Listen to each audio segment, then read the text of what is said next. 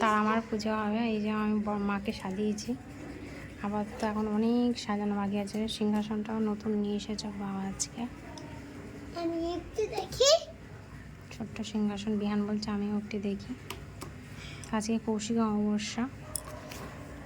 এখানে আমাদের এই যে ঠাকুর ছিল আগের, কিন্তু এই তারা মাটাকে মূর্তিটা আমরা স্থাপন করবো। আর এই যে শিব ঠাকুর স্মরণ।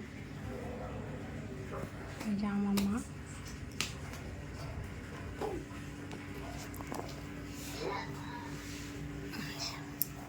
এই সিংহাসনটা, এই মাথারটা দেখছি ফুলে গেছে।